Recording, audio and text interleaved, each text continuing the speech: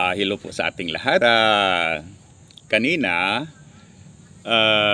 nanood ako noong ongoing hearing sa Kongreso ng OBP.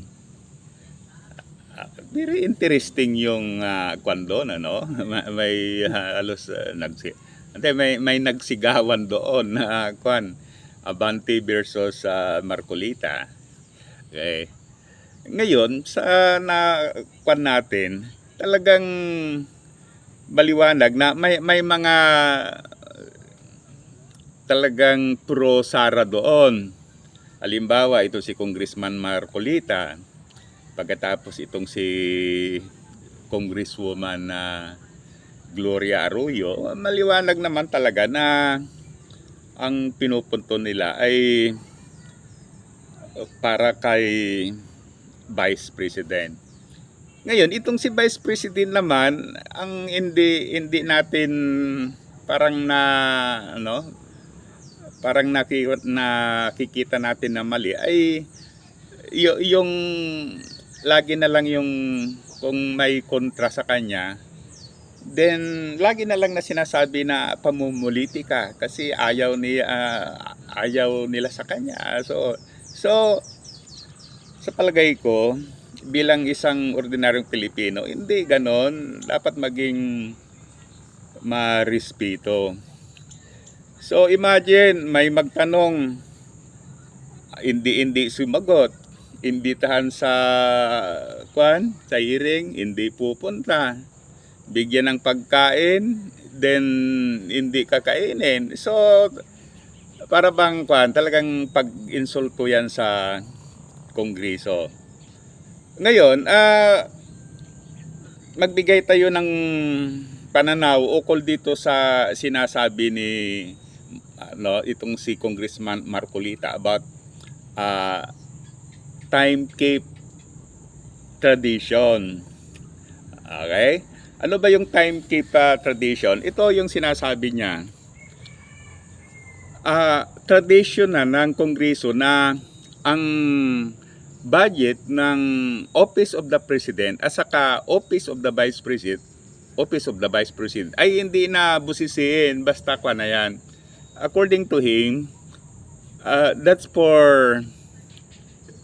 shows respect sa nasabing opisina. Okay, so tama naman. Yung mga tradition na parang nagpapayag ng respect sa isang opisina, sa mga officials, okay. Ngunit dapat may mga criteria din, ano? May mga bagay-bagay din na tignan. Okay, ito ang gusto ni Vice President, yung na yon, basta yun na, wala nang question. Okay, so ito ang nakikita natin. Yung budget ng past Office of the Vice President ay more or less, I think, sabihin na natin na more than 700 millions yearly. Pagkatapos, yung kanyang hinihingi ay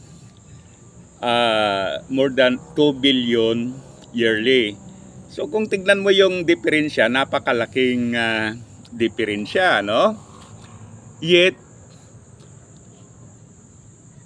walang issue doon sa paggastos noong past Office of the President. Yan yung panahon ni Vice President Lini. Samantalang yung kanyang kapanahunan starting in 2022, dahil kasi involved yung confidential fund dyan, ang daming mga questions. Okay, for me, dahil napakaraming mga questions, okay lang na dapat itong busisiin. Dahil may ang daming mga issues, ang daming mga questions, maraming mga bagay na hindi maipaliwanag. maraming mga maraming mga, let's say, items sa purchases na hindi sinunod yung regulation ng COA. So natural lamang talagang busisiin. Yan ang dapat. Okay, sana makita ito ng yan si si Congressman Marcolita. Kasi maliwanag naman talaga na ang pinaka-purpose niyan ay idipinsa yan si Sara Duterte. Will time keep tradition. Kung walang issue, yan, Congressman. Ngunit kung daming issue, then dapat talagang questionin. So imagine, yung mga sa confidential fund, purchase of information, gagastos ka ng more than 73 million yata yung mag-research na lang, purchase of information, babayaran yung mga safe houses. Kaya sa palagay ko nararapat lamang, tama lang na dapat pagbigyan ng kanyan yang si Congressman Marcolita, pagbibigyan ng pagkakataon na manipulate yung yung proceeding.